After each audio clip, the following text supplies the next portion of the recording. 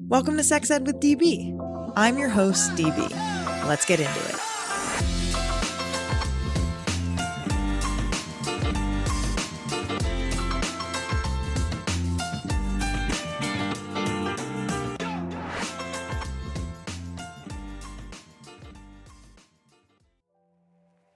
Periods.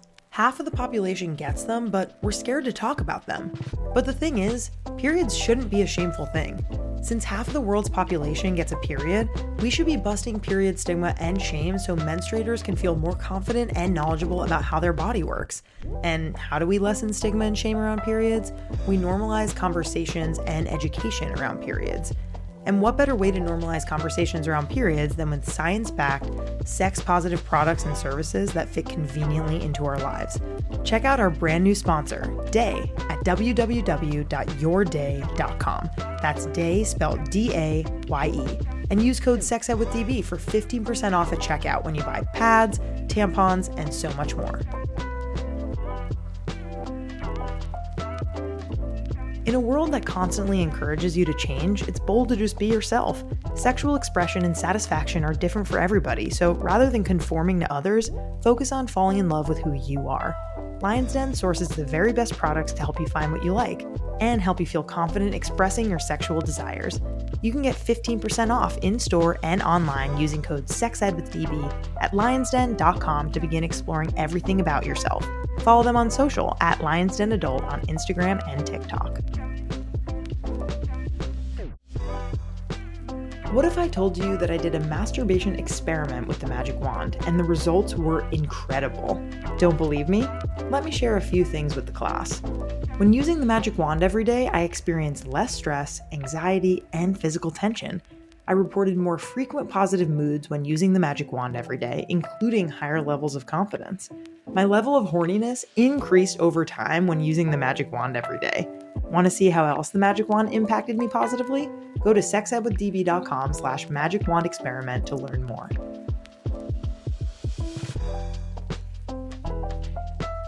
Let's talk about lube and condoms. Something important to know is that oil-based lube is not to be used with condoms because the oil can cause the condom to break or tear, which would defeat the purpose of using it. Thank goodness for Uberlube. Uberlube is latex compatible, so it's safe and effective to use with condoms. But wait, there's more. Dispensing 2 drops of Uberlube inside a condom and a measured pump outside will increase pleasure. What are you waiting for? Use code SEXEDWithDB for 15% off at uberlube.com.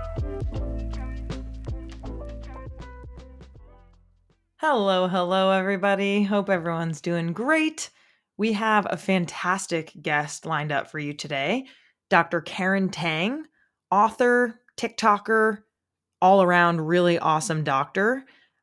She wrote the book, It's Not Hysteria, Everything You Need to Know About Your Reproductive Health, But Were Never Told. And this interview is just chock full of all sorts of good stuff. We talk about advocating for yourself at the doctor. We talk about pain during sex, how fucked up it is that reproductive health is so politicized. Meanwhile, other health issues are not politicized at all. And we talk about her book and all of the amazing things in it. So I think you're really, really going to enjoy this episode. Dr. Tang is a board-certified gynecologist and minimally invasive gynecologic surgeon, and is an internationally recognized leader in repro health and social media. As at Karen Tang MD on TikTok, Instagram, and YouTube, she reaches millions of viewers across the world each month with her educational videos about period health, pelvic pain, gender-affirming healthcare, and reproductive rights. She's the author of It's Not Hysteria. And if you want to learn more, go to karentangmd.com. And we'll put the link of where you can check out the book in the description of this episode, but highly recommend checking it out. And I can't wait for you to hear me with Dr. Karen Tang. Good afternoon, Dr. Karen Tang. How you doing today? I'm doing great. I'm so excited to be here. Absolutely thrilled to have you. You are so badass and do so many things. You are a doctor, a gynecologist, you're a writer, you're a self-proclaimed geriatric TikToker, which I really appreciate that framework.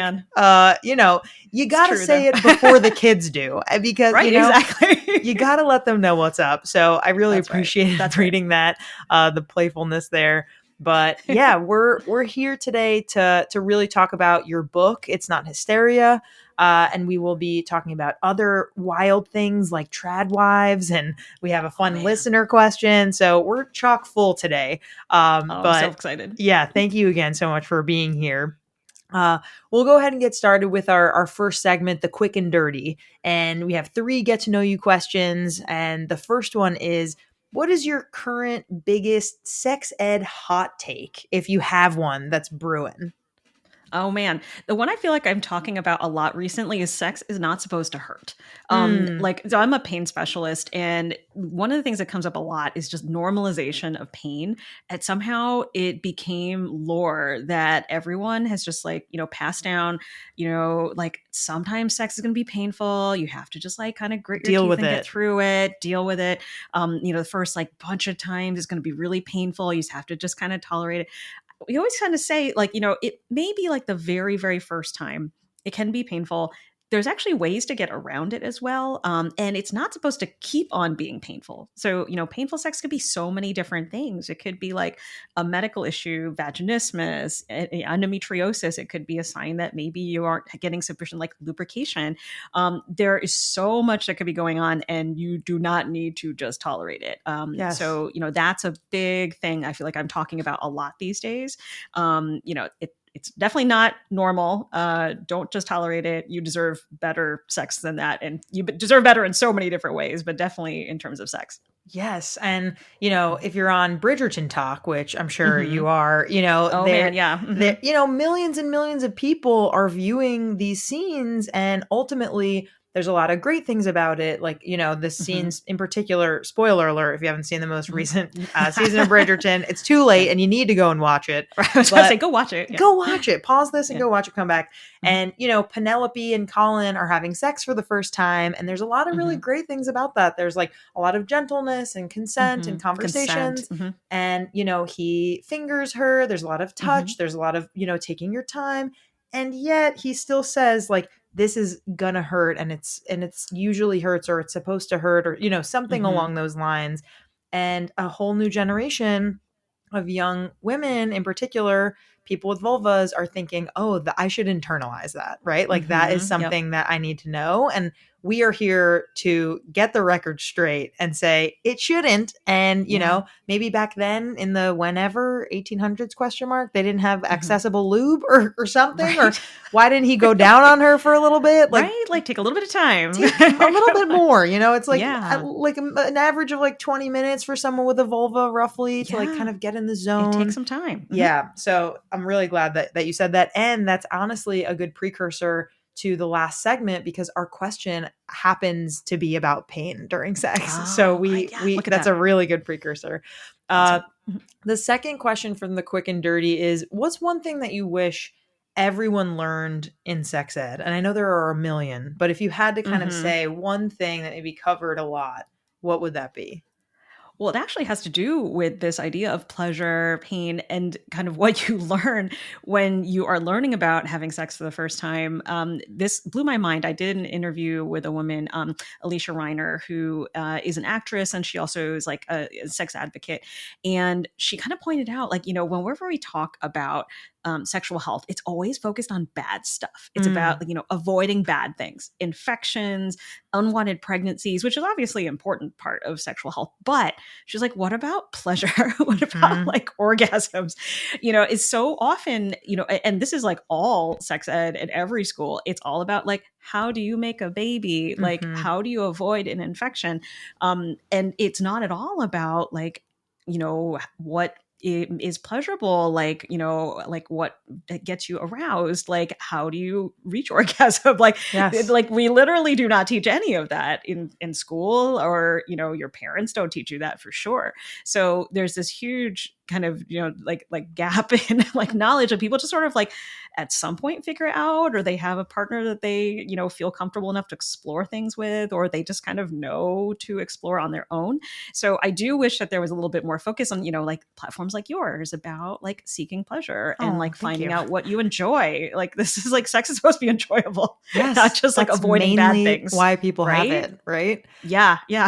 Totally. We, on a previous episode, I shared a hot take, which was like, we should be introducing slash talking about sex toys to our kids at 16. Of like, Mhm. we have this expectation of like, once they hit 18, right? Like, go buy some Mhm. cigarettes and join the army and buy your first sex toy. And like, if you're not getting that information early on, then you're not prepared as to know what you like, what you don't Yeah. like. If you're going off to college, what are you bringing with you? How are you Mhm. introducing those toys with a partner? Like, we're just Mhm. not expected to have those conversations. And if parents and guardians were more comfortable saying like, hey, like, your pleasure is a right, and like, here are some options for you, feel Mhm. free, like, if you don't want to talk to me about this, that's okay, but here's a website, like, here, check it out. And I just think that pleasure earlier on integrated into our conversations would just Mhm. do so much good for young Oh, people. yeah. Yeah. And it's all like, the conversation around sex so early is about like this like bad things like narrative. And so then people get like they feel ashamed or they feel scared.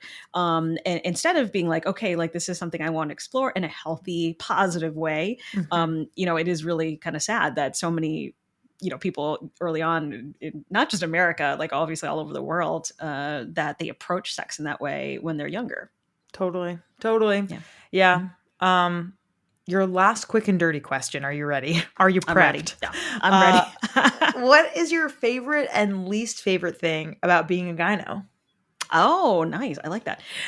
So gynecology, I chose a subspecialty gynecology that is surgical. So, minimally invasive GYN surgery. And, for so long, I really loved that it was, we could offer things to patients that, we could see an immediate improvement. Like that's something, so little in medicine, you're like, you could do something and then like right afterwards, you're like, doing better. Like, Right. and so, for things like endometriosis or doing a tubal ligation, doing hysterectomy, gender affirming hysterectomy, all of these things, like right afterwards, people are like, I am in a much better place in my life Hmm. because of this.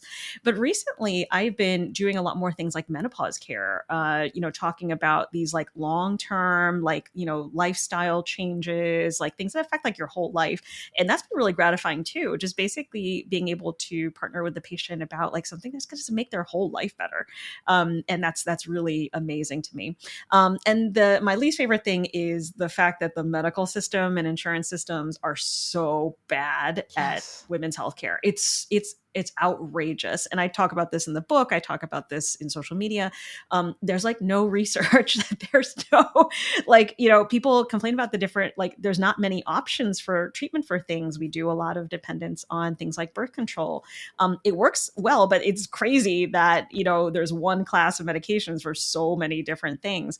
The insurance system just is horrible at covering women's healthcare. That's why, myself and a lot of, pain specialists, and complex GYN surgeons have gone out of network. There's just no way to keep your practice open. It's the Right. same as like mental health care, physical therapy, all of primary care. A lot of people are going out of the insurance system, going out of network because you just can't, like keep your doors open and pay your staff. Like they're just like, well, you can either see like 40 patients a day, like a lot of OBGYNs do, Right. or you like, it's not like the orthopedic surgeons or the urologists or whatever that they get paid like 10 times more what a gynecologist may for the same amount of work or more work. And interesting fact you guys may not know, I don't do obstetrics, like, which is the care of pregnancy, but an OB will get something like one fixed fee for the entirety of a pregnancy, Yes. every single visit, the delivery, the postpartum visit. For 10 months worth of care, they will get less than or about the same as the anesthesiologist gets for the epidural. And like it Oh my truly, I mean, like, God. how can you possibly spend time with patients when you like, people will see like 40 patients in a day. And there's just no way you get like 10 minutes with them. But like, what if you have concerns? Like, what if so and people at the postpartum visit, there's so much to go over, including things like sex, including birth control. Like sex can be uncomfortable after having a pregnancy. We should be talking about that pelvic floor stuff. So, but you get like 5-10 minutes because of just this insurance system. It's craziness. And so that's definitely the worst part, is just the system within which we exist. Right. The actual care of patients is gratifying, in every way. But, it's just the practical stuff is very unfortunate. ugh, Listen, I gotta yeah. hook you and my mom up on a friend date because my Uh-huh. mom is an OBGYN and Oh my she has gosh. owned her own practice in Napa for the past 10 years Hmm. and has said literally like to a T the same exact stuff Yeah. that you were saying. I'm just like, Yeah. I can't do it. Like, how am I supposed to do this if I'm not Yeah. able to do this with insurance companies? Someone's on the phone with them begging for us to get our Yeah. money for hours Hmm. and hours a week. It is just not feasible for It's doctors to crazy. do this. Yeah. Yeah. And this is something that, like, like truly, like if you were to like have like a behind the scenes of an OBGYN's office, it would be literally like people calling and begging insurance all day long to cover Yes. stuff that they're supposed to be covering. Like, please, we need this medication. Please, we need the surgery. Yeah. And just on the phone for the whole day. It is just not feasible. Like, how can you care for people like that? Anyway, so, not to go on a whole like rant, but it's important because, you'll see on the patient side, on social media, like people saying like, my doctor only spent like 5 minutes with me. Right. And it's not that the doctor was like, oh, I just want to spend 5 minutes with a patient in 10 minutes. It's just because the system, their employers are like, you got to see a million patients because otherwise we're going to close this down. Yeah. And a lot of practices are closing. Like there are some parts of the country where there are no OBGYNs at all. Like they have closed labor and deliveries because they don't, they're losing money. And so it becomes a reality for, the women who are affected, the people who need gynecologic or obstetric services can't get them because of this system. So it's not just doctors being like, oh, this is so annoying for us, but it's for the patients who are, losing access to care, not getting the quality of the care that they deserve. They Totally. deserve time with their doctor. So, Yeah. The pointing out like the systemic issue is really important. mhm. And mom, if you're listening, I hope you feel vindicated and I'm validated. with your sister. Yeah, Yeah. yeah. So good. Okay. So that was the quick and dirty. Thank you. I Mhm. feel like that was Wasn't a quick. I'm good. sorry. No, no, it's The it's long rant. it's necessary. It's Yeah. necessary. Okay, so let's get into your book a little bit and kind of Yeah. some of the things that you talk about in the book. And you know, in It's Not Hysteria, you frequently discuss in the book and on your platforms, right? Like the Hmm. under-researched, underdiagnosed, and undertreated nature of Hmm. common gynecological issues that affect millions of people, right? And so Hmm. I'd love for you to talk us through this issue and its impact on patient care and how and why are so many people, and this is part of what you were just saying with, people not getting the visit time that they need. I'm sure that's one Hmm. piece of the puzzle, but how and why are so many people slipping through the cracks in the gyno office with these issues? Yeah, and this is so difficult because it's truly like, why is there misogyny? Like, why is there, Wow. Big all of Q. it? Just the yeah, the way that healthcare is looked at women's health and like reproductive and sexual health in general is to kind of say it's not like real medicine. When you look at the research funding and like what gets research papers and things like that, heart disease, diabetes, high blood pressure, cancer. Those are serious medical issues, right? Those are things that deserve the funding and the attention. But quality of life for reproductive and sexual health is not thought to be as important.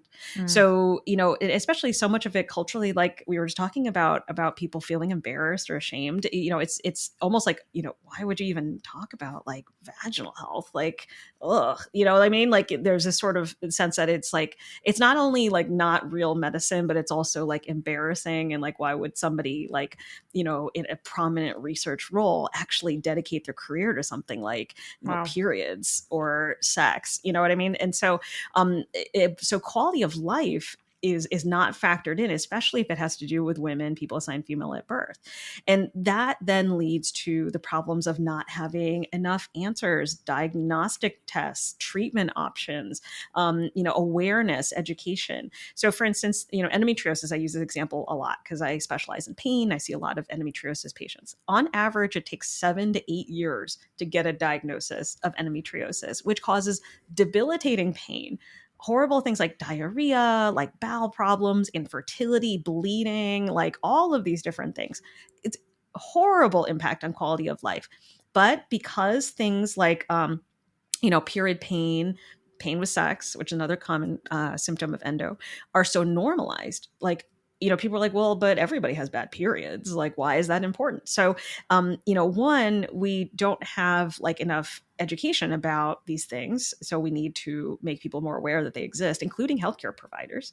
And, two, we need more diagnostic tests. The way to diagnose endometriosis is surgically. Like we, have to actually do a laparoscopic surgery to find and remove it. There's not a less invasive test. Like a lot of times, ultrasounds are normal, exams are normal. So again, people, like they go to the doctor, they go to the emergency room, ultrasound's normal, blood tests are normal, everything's normal. And they're like, but why am I having so much pain? They're like, well, I don't know, just bad periods, I guess. And so then years go by, and so just all of these system issues are at play, and it's just like this complete disaster for women's healthcare. Menopause, we can talk about a little bit because it's getting a little bit of a moment in that people are speaking out. You get these powerful women like Oprah, like Drew Barrymore, Halle Berry, who are finally, oh my God, this is fucked. Like, this is crazy. Like, we're going through it now. Like, why did nobody say anything? And it's only because they're going through it now that they're able to be empowered to say something. Exactly. And so, they can start to say, like, we need more funding. Like, we can lobby Congress like Halle Berry did. Like, they don't give a shit. They're just like, I need to speak out about this. Right. So we're finally kind of getting to a point where, women have reached a certain amount of, power, like influence, where we can kind of demand some of these things. But for like all of human history, like women just were forced to like kind of suck it up and be like, well, that's just lady stuff. It's mysterious, I guess. And you just have to deal with it because everybody else dealt with it for so long. So, oh God. Yeah. And I mean, the fact that the clitoris wasn't even in medical textbooks until like the 90s, early 2000s. Oh, no. Mm-mm. Yeah, like, we didn't learn the anatomy of the clitoris when I was a resident. No. Like, yeah. And like in a previous episode, we had a guest on who was talking about sex after a brain injury and how the biggest brain bank is in Boston and only 3% of the brains are women's brains. Women. Like, wow. Yeah. Oh, cool. Like, it just further gives us confirmation that like there is not money, there is not dedication, there's not research, there is not attention that is being paid to half of the population. And it's so crazy. Yeah. And where there is research, it's always, not always, but like largely allocated to pregnancy related things. Right. So like pregnancy complications, infertility. So all of the funding for GYN stuff not related to pregnancy is very little. It's, like probably less than like 1% of, like all of this funding. And so like, I think it's like 10% of NIH funding goes to, conditions that primarily affect women. And then a small percentage of that is dedicated to non-pregnancy related things. And so, and that includes, everything like, menopause, sexual health, PCOS, PMDD, endometriosis, fibroids, all of, vaginal, bladder health, all of that stuff. Oh, wow. I mean, it's almost as if we're making it very clear that we care more about babies and reproduction than we do about actual people who exist in the world. The person. Yes. Right. Exactly. Okay. So we often hear at Sex Ed with DB from listeners who have gone to their gynos with concerns about, sexual health, about pain, only to feel dismissed. And so, for example, being told that extreme pain during sex or abnormal bleeding during your periods is all normal, or like they're not getting the time of day that they really need with their doctor to talk through it. So how would you advise folks who feel dismissed by their doctors to really effectively in the exam room and otherwise, whether it be through messaging or other kind of telecommunications, advocate for themselves to really ensure that their concerns are taken seriously?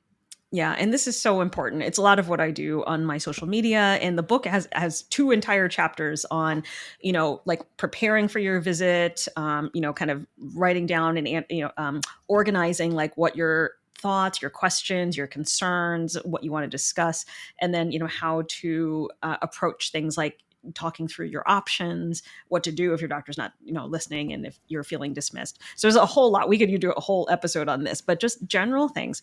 One is, when you even schedule the type of appointment, this is very important. We were talking about, not having too much time with your doctor. A lot of people will try and kind of fit a lot of problems into their just annual gynecologic exam, like their wellness visit, which is by nature a super short visit. It's only really meant to be like preventative care, your pap smear, birth control, like, breast exam, pelvic exam, that kind of thing. And so people oftentimes will feel really like rushed through it because the doctor only budgeted like 10, 15 minutes because it's supposed to be a quick exam. So when you're making an appointment, make the front desk aware that you have concerns. I want to talk about, like bladder issues, pain, bleeding, some specific problem, because those visits are longer. So just, one quick thing that can kind of hopefully help give you at least a little bit more time with your doctor is tell them what exactly, so that they know to give you more time in your appointment. So, almost always that probably doubles the amount of time that you get with the doctor. And then kind of getting in, prepared for the visit. Like sometimes, like if the doctor is having to spend a lot of the time in the visit, like kind of drawing it out, like, what are your concerns? Like talk me through. If you kind of present it to them, like we're hitting the ground running, like here's my menstrual history, like this is what's abnormal, like I'm worried about how much I'm bleeding, can we talk about that? Kind of gets you a little farther, without having to spend the time like kind of, filling in the blanks. And then if you feel like the doctor's not listening, some questions to kind of follow up with are, what do you think is going on? What is the next step? There's always supposed to be a next step. It should never be that you feel like the doctor's like, okay, that's it. Sorry, and people do definitely get that response. Like, that's it. I'm sorry. That's just normal. You should always be like, what do we do now? Because I'm still in pain. I'm still bleeding. I'm still having this concern. What is our next step? And if the doctor is sort of at the end of what they can offer, you can ask to be referred to a specialist. I feel like I need to see, endometriosis specialist, a fertility or hormone specialist, menopause specialist. I refer people out all the time. If I'm like, this is actually a little bit beyond what I can kind of help you with, let me connect you with a urogynecologist, a vaginal specialist. There's a lot of different subspecialties within gynecology, and sometimes a general OBGYN may just not have the answer, but they should help you, like connect to someone who does. So oftentimes I'm sending people to a bunch of different specialists, a pelvic physical therapist, super important. Maybe a GI doctor, maybe a fertility person. So, but they should be helping you with that. Like it shouldn't be you left to your own devices trying to figure it out. Your doctor should be your advocate and like your guide for that. So, and then obviously if they're not helping and they have no answers or anything to offer, then you get your second opinions, third opinions.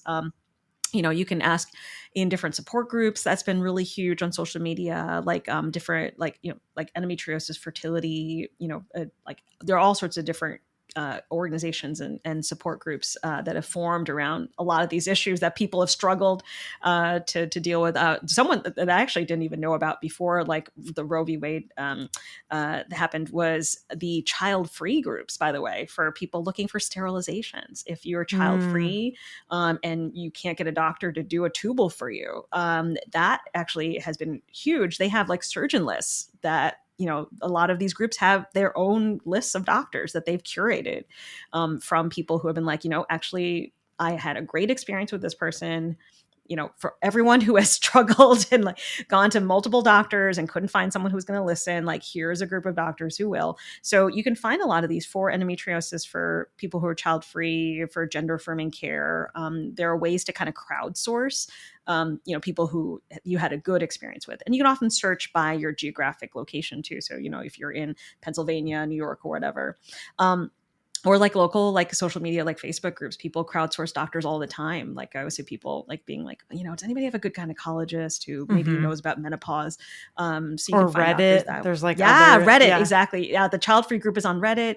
Lots of good groups on there. So there's definitely ways. And now telemedicine has made it a little bit easier. There's still some limitations on that, obviously, but, maybe a little easier to find someone, at least within your state. It's a little harder for other countries like Canada and the UK, where their system is much more restrictive in getting multiple opinions. So, but even there, it's still possible. You're still, within the system required to be able to ask for second opinions if you are not getting the care you need. So. Totally. Yeah. So keep it up. Keep on keeping you'll on. get there. Yeah, exactly. It's just sometimes takes a little bit of legwork, unfortunately.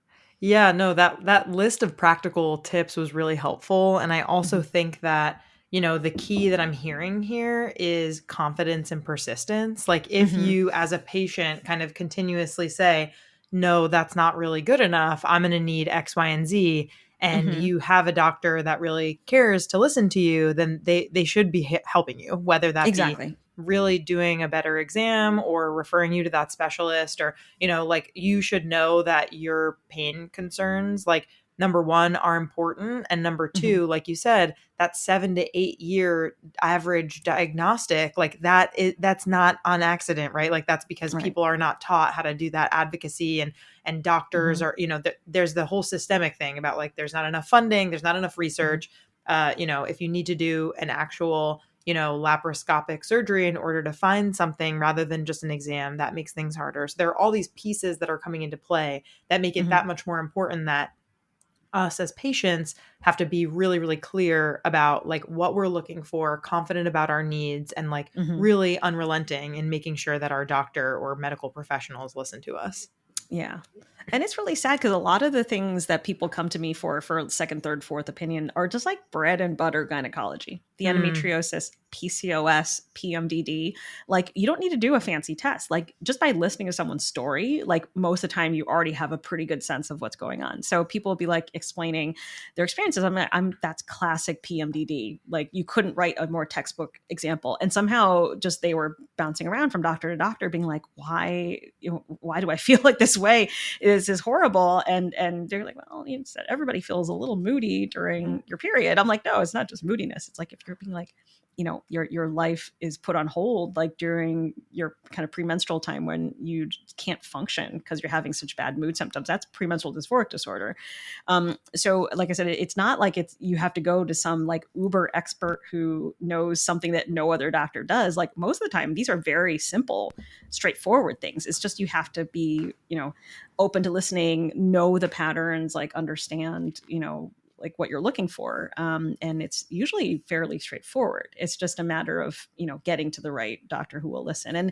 And on the medical side, like we definitely, for those of you who are out there are medical professionals, like we as medical professionals need to be a lot better about this. I'm very excited that a lot of medical professionals, doctors, gynecologists are reading the book because I think it's not new information, but it can kind of show, wow, as a field, like we have been failing people, mm, because we haven't listened. We've brushed off concerns that ended up being something medical. And obviously that's not okay. So we need to, on our end, also be improving education and awareness. right. Taking a little Mm-hmm. bit of accountability as medical professionals who have a lot of Mm-hmm. power and authority. Like people Yeah. go to Yeah. doctors really anticipating like they'll know the answers, and Mm-hmm. yeah, that is a really important piece. Um, Transitioning a little bit to politics, right? Mm-hmm. So in our country, reproductive health is heavily politicized. People's bodies are heavily policed. Mm-hmm. And as a gynecologist, how do you really confront and challenge these governmental regulations that often will restrict women and people with vulvas access to comprehensive repro health care? Yeah. And I always point out, I made a video recently that if you were to say about any other aspect of healthcare, what is going on with reproductive healthcare, so both abortion, IVF, gender affirming care, if you would apply the same concepts to cancer treatments, strokes, diabetes, can you imagine a world where a judge or a politician who had zero medical knowledge could just like make stuff up about what they thought actually happens and then just like restrict people's access to that care? Be like, well, I just don't think that chemotherapy is good for people. It's Right. very dangerous. Like it can cause like harm. So no one should do it. And we should charge doctors with a felony and take away their license if they give people chemotherapy. Or Crazy. if like somebody who was a Jehovah's Witness who doesn't believe in blood transfusions, but like, well, nobody should have blood transfusions. It's Right. immoral, and then just like make it so that it was illegal to access blood transfusions. Like that sounds absurd. It is. But we're doing that for reproductive health, and it's the only aspect of healthcare where that is happening. And where the standard medical care, like this is not just like fringe crazy things that like certain doctors are doing. No, this is like what every medical professional society affirms and supports: the right for people to make decisions about their body, reproductive decisions, gender affirming care. All of these things are standard medical treatments, like they are standard of care. And the fact that we are taking that away from people for political reasons is absolutely outrageous. And so I know I'm not the only doctor that before, say, 2016 was not very publicly political. And that's just because, we're sort of taught we're doctors, we should be very neutral and not, like make it seem that we are trying to influence patients. Obviously, like we don't want people to feel like we're not going to take good care of them if they have a different political belief. But recently, the fact that like healthcare has become politicized, we didn't politicize it became politicized, and so now we're just trying to kind of like bring it back to like, can we please let doctors and patients make their own healthcare decisions with the help of their doctors and not have the lawmakers in the exam room who know absolutely nothing about these topics. It's crazy. And so we're just trying to kind of bring it back to like what it's supposed to be, which is that people have bodily autonomy. They should be able to make their own decisions, and that, you shouldn't practice medicine without a license, politicians too. Correct. So, yeah. So, that's why now you've seen a lot of healthcare providers, especially OBGYNs and ER doctors, and also like mental health professionals, people provide gender affirming care, pediatricians, like, all these people speaking out publicly about these things because it's the right thing to do. It's not to say that everyone should get an abortion or everybody should have gender affirming care, but for people who need it, obviously you should have it. And that is the way that healthcare should be. So it sounds crazy to say that we have to even say that, but it's become the case. And so, there's a whole chapter in my book on abortion, a chapter on gender diversity and gender affirming care, intersex, just trying to kind of dispel a lot of these misinformation that's been very politicized, and just bringing it back to like, here are some medical facts. And like, doctors and medical professionals shouldn't have to share their political views if you don't want to, but we're in such a time where it is so beneficial and helpful to hear professionals like you. And I'm thinking also, Dr. Jen Lincoln is another person in this Jen space. Lincoln. Yeah, we've had her on the podcast. She's great. Love her. I just think that like, it is overwhelmingly positive to be able to have voices like yours on social media, to give the truth, to give, the baseline facts, and to share like, hey, like, this is what you might have been hearing. Like, it's not really my job to say this, but I'm going to give you the information that you need. Like, we're very lucky that you and other folks like you have decided to say, hey, fuck it. Like, I'm not just going to sit around and only do my day-to-day work, but I need to go a step further and beyond. Yeah, I think our silence traditionally has kind of led to this situation. I mean, that we were just like, okay, well, we're just not going to say anything. And then, until it became horrible. So now we really do have to say, hey, hold on a second. We're the medical experts here. Like, you can't just make up some lies about what's going on. I mean, the IVF thing just blew my mind. I knew it was coming. Like, all of us knew IVF and access to things like IUDs and Plan B were going to be on the line because people don't actually know how they work.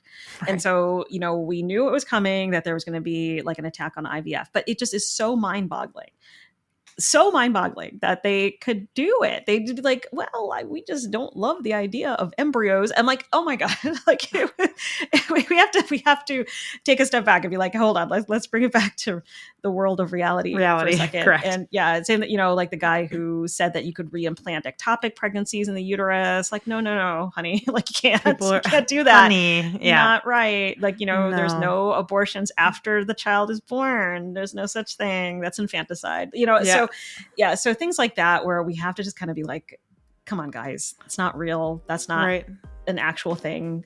Let's not whip people into a frenzy about stuff that's not real.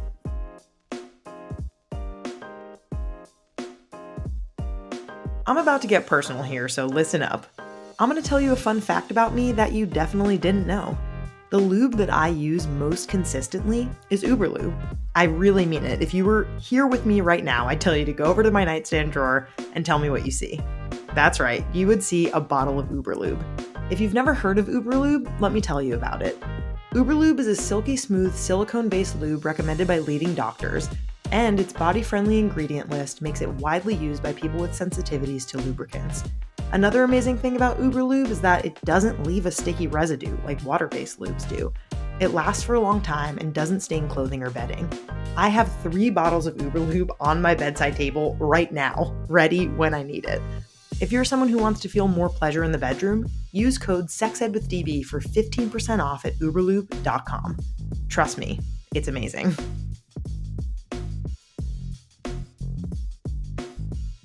Ever since getting engaged to my wonderful fiance, I've been thinking about ways to keep things fun and novel between us, but I, of course, want it to feel organic. I want to be able to feel sexy and comfortable in my body while trying something new. Thanks to Lion's Den, a new adventure I've been exploring is the world of lingerie. I never really was a big lingerie girl myself, but once I started trying on lingerie that accentuated my curves, felt super soft to the touch, and made me look in the mirror and felt wildly confident in my skin, that changed pretty quickly.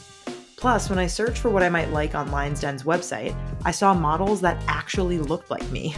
They were curvy and thick and voluptuous, and it made all the difference to see models that have my body type. Want to join me in my new lingerie chapter? Right now, you can use code SEXEDWITHDB for 15% off your purchase in-store and online at lionsden.com.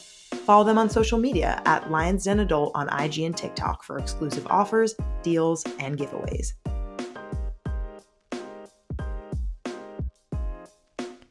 Here are 2 words that will change the way you think of managing period pain. CBD tampons. Day makes fully sustainable organic tampons with a no-shed protective sleeve and a CBD coating for the days when period pain is cramping your style. They come in applicators made from renewable sugarcane and are wrapped in an ocean-safe flushable material. You can even flush the packaging. Designed for a bloody good period, Day's lab-tested CBD tampons are trusted by a powerful community of 80,000 plus people. Want to try CBD tampons for yourself? Go to www.yourday.com. That's day spelled D-A-Y-E. And use code SEXEDWITHDB for 15% off at checkout.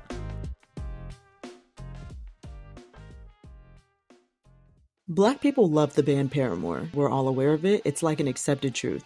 But it made me wonder, what other seemingly random things do large groups of Black people love? So in an effort to help Black people feel more seen through community, I compiled a list of other things groups of Black people overwhelmingly like and started my podcast called Black People Love Paramore. Every episode, I talk about one thing that groups of Black people like that mainstream media doesn't necessarily associate with Black people, but we know we like. Episode topics so far include anime, astrology, Tony Hawk, Ariana Grande, Twitter, ginger ale, Cash App, and a whole lot more. If that sounds like you, check it out. It's called Black People Love Paramore, and you can find it anywhere you listen to podcasts. Speaking of your TikTok, that's our last question here before we move on to the buzz. But your TikTok presence has been really pivotal in raising this awareness of the facts that we're talking about, specifically around gynecological health issues and bringing education and awareness to the masses. And I'm wondering, how have you seen these platforms change how patients react to, coming in to see you, to the comments that you see? Like, how is it changing the way they understand and take control of their own advocacy and reproductive journey? Yeah, I mean, it's actually pretty powerful to see. In the past, obviously, before people were able to connect in this sort of way, people, I think, felt really alone. I see this a lot in, say, comments on, videos, things like stabbing rectal pain, or like I had a video about things like, what's it called? A decidual sac, basically a decidual cast, which is basically where you pass a sac-like object, which is all the tissue in the endometrium. Instead of coming out like bits mixed with blood, it comes out all at once. And it's scary. It's like a big thing comes out. It's really painful. People think that they're having a miscarriage. And you see thousands of comments from people being like, oh my God, I thought I was the only one who had this. Yeah. Right. And but then they realize, oh my gosh, this is, a lot of other people have the same experience. It's okay. Like, it's all right to talk about these things. It's not embarrassing. It's not shameful. You can share your experiences and get your questions answered and get care for it. So, in the past, I don't want to sound super old, but I started medical school in the year 2000. It was before the internet or social media was really a huge thing yet. And, people kind of just either went to their doctor or maybe they talked to their friends. There was not a whole lot of great resources to learn about your body, about your health, get your questions answered. But now on social media, people can connect with other people. They can learn from doctors. Also advocate for change. People, again, have banded together in these support groups that, now are lobbying, they're raising funds for research. I mean, it's really incredibly powerful in some ways. And then also when they see me, actually, most of the people who come to see me as a patient find me through social media, that they have seen my videos. They've seen me on one of these surgeon lists, the child-free surgeon list for tubals. And they come in through that. And it's quite amazing because then they feel like they know you. They feel more comfortable already. They know Right. that I'm going to listen, I'm going to take them seriously. And it just kind of makes that conversation a little bit easier. It's obviously not easy to go to a total stranger and start talking about your sex life or your period problems. So just feeling comfortable has really, I think, helped people to build that relationship with the doctor in an easy way. And then also, I would say on the flip side, the dangers obviously is there are so many people who kind of position themselves as experts, but actually aren't. And they spread so much misinformation, disinformation around things like birth control, about sex, kind of shaming bullshit, like the vagina is getting stretched out with your partners and stuff. Like there's so many podcasts by dudes that are just like, they just say crazy stuff. And people are like, oh my God, is that true? Like, and also I would say that the people kind of raising fears about like birth control and stuff like that, like oftentimes they're not medical professionals, or they're like a chiropractor. They're selling something. They're selling like supplements or detoxes and courses and all this stuff. And they try and make people scared so that they'll buy their snake oil. So it is very hard for people to then sift through all of this stuff on social media. But for those of you who are, searching for things on social media, look at the credentials of the person. So, if they're like an MD in that specialty, in that area, do they do research? Like, do they have conflicts of interest? So you have to kind of like vet the information. And if somebody's saying something that sounds like is counter to what every other doctor is saying, like be really suspicious, because oftentimes, the ones who are like, I have the answer and no one else does, is because they're selling some sort of bull crap, So most of us as doctors, we have no financial incentive to prescribe birth control. We get no money from it. There's no reason for us to be like, you need one thing versus another. We just want to present you with all the options so that you can choose what's right for you. But if someone's like, my thing is the one and only best thing, then, use caution. There's a problem. But in general, there's been so much good. I think it's quite amazing and powerful, like what has come from social media, like the ability for people to, share stories, to find support, to find answers and resources is quite amazing. Wish we had it around like when I started the training and stuff like that. Yeah, a while ago. Very different back then. It is interesting for me too, because I'm 31. Like I grew up with the internet, but it obviously wasn't what it is now when I was growing up and when I was a teen. So even just seeing the difference in like being able to sift through, albeit great and not so great information, the fact that the great information out there exists and that I am an adult who knows how to differentiate between that, like young people are vulnerable.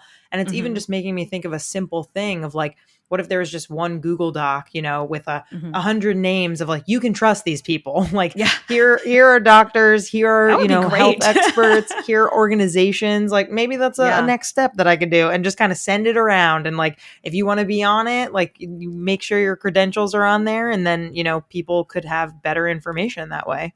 That's actually a really great idea, actually. Maybe we'll collab on that. That'll be the next step. Yeah. Exactly.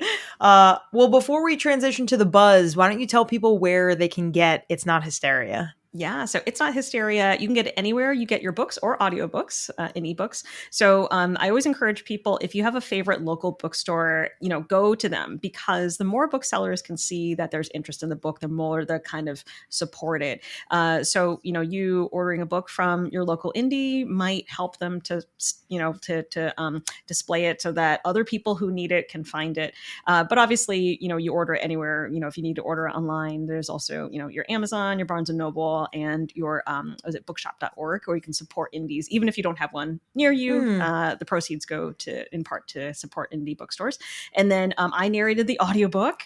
I speak much slower on the audiobook than I do in my TikToks. That was really fun, by the way. It was quite an experience recording that. It's a whole different skill set, but it was really fun, and we've gotten great reviews on the audiobook. So if you're an audio person, wherever you get your audiobooks.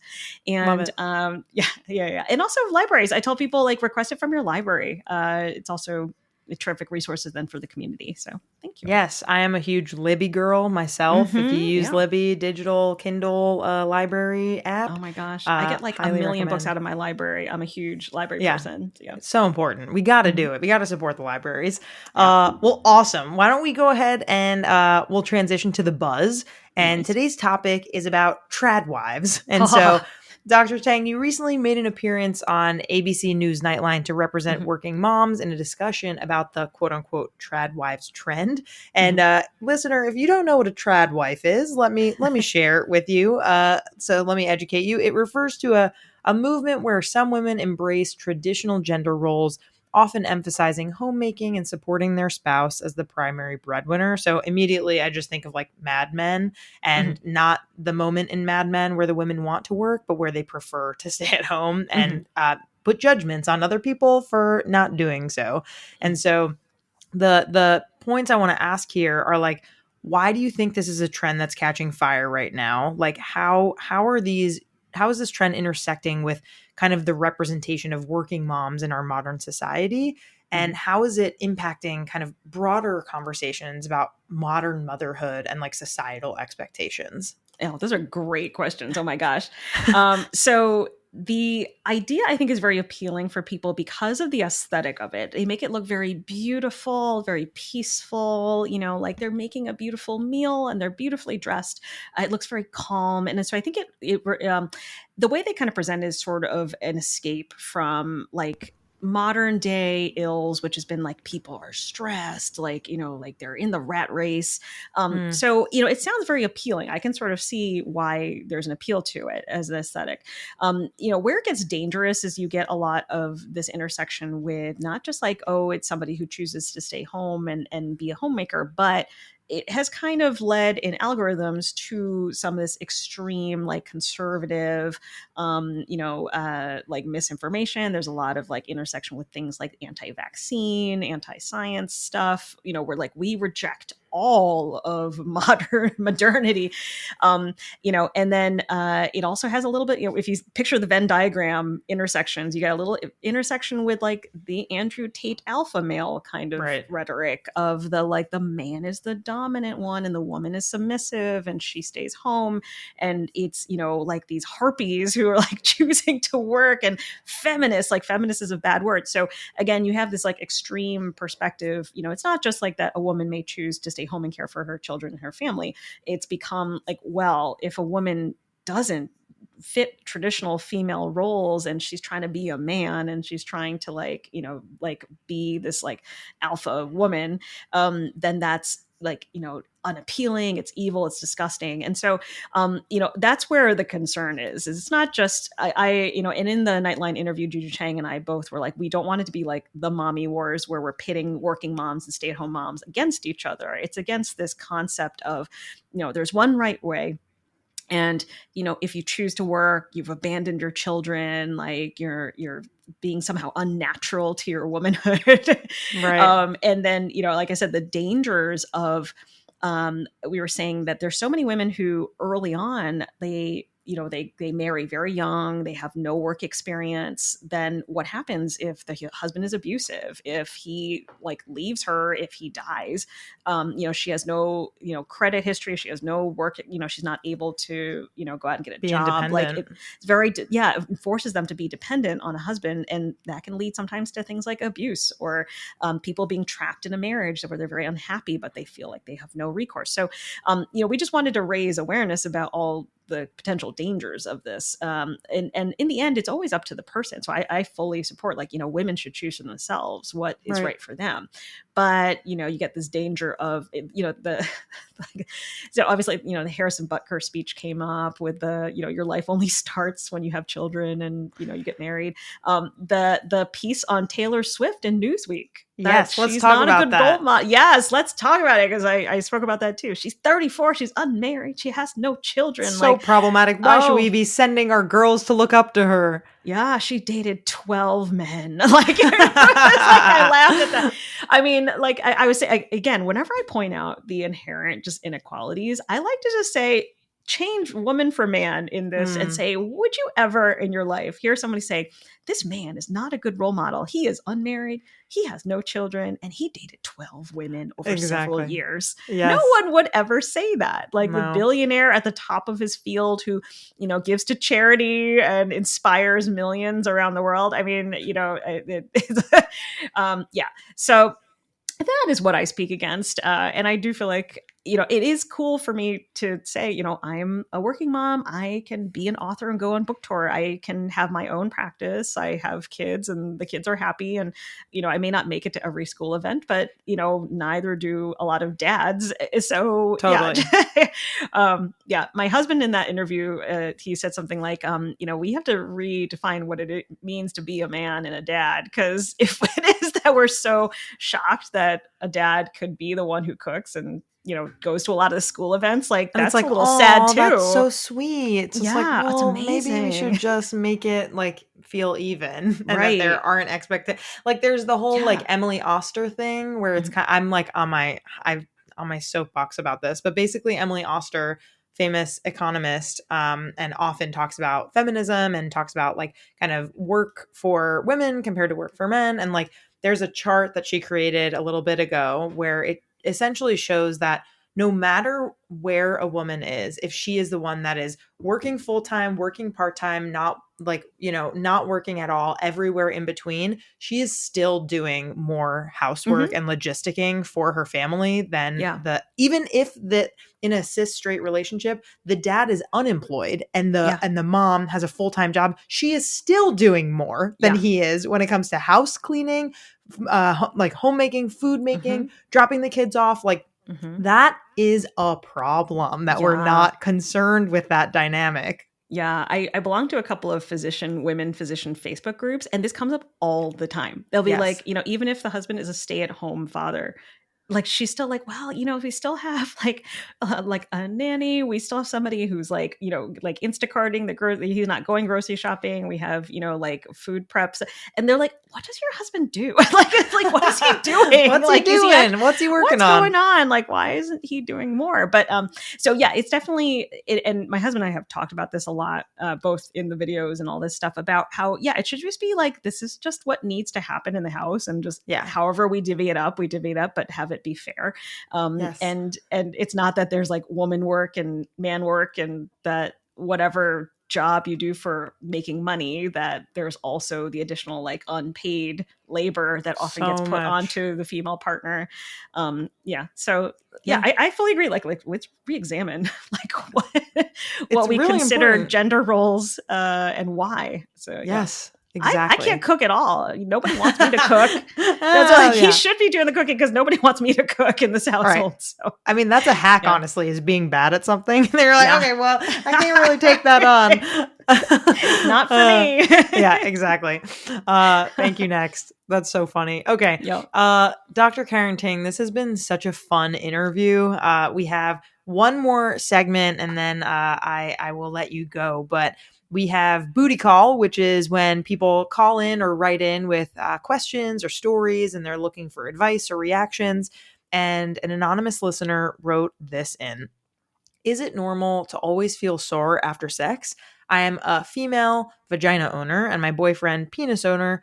We have sex 2 to 3 times a day when we are together. However, regardless of the type of vaginal sex we have, not particularly rough and even relatively slow and gentle, my vulva is very sore and can be painful the second or third time. I do not have any infections, no STIs, yeast infections, etc.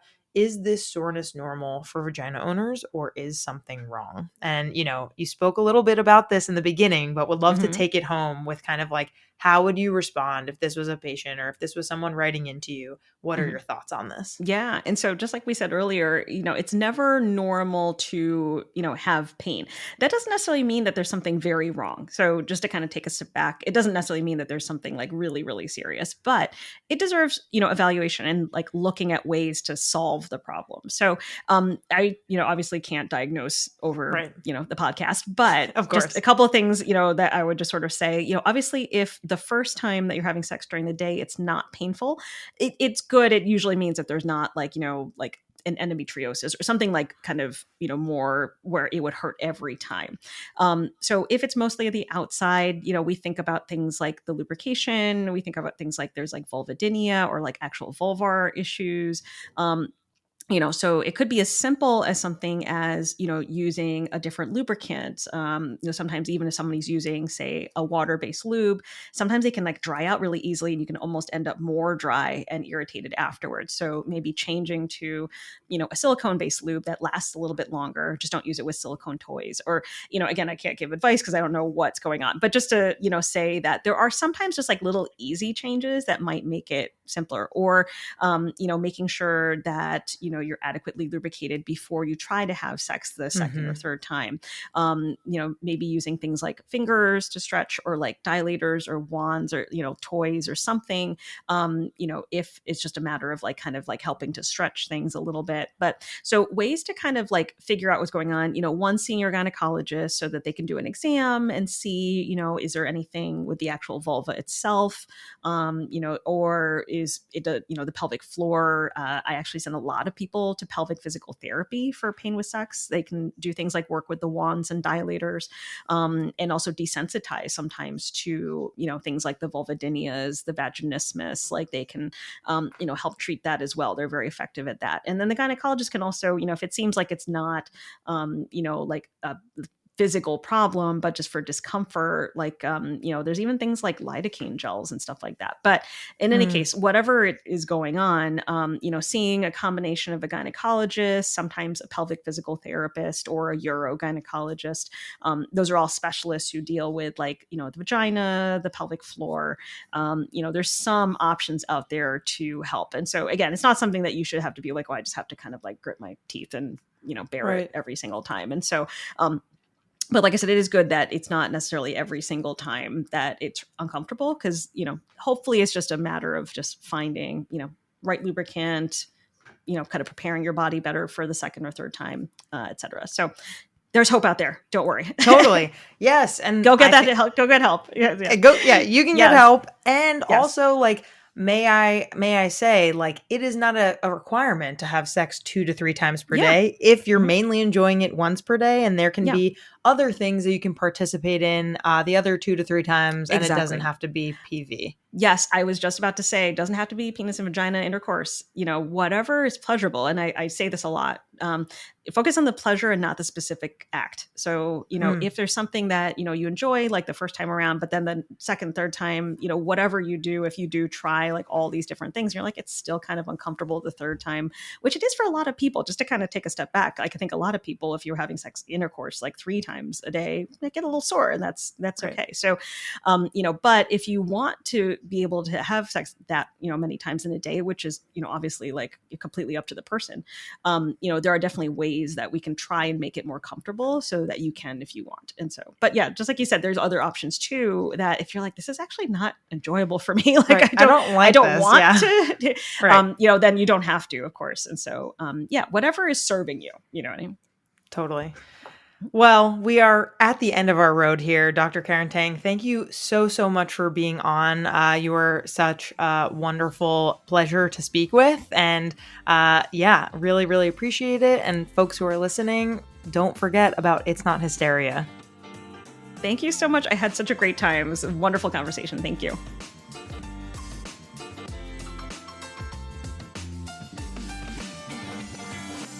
Our creator, host, and executive producer is me, Danielle Bezalel. Our communications lead is Catherine Cohen.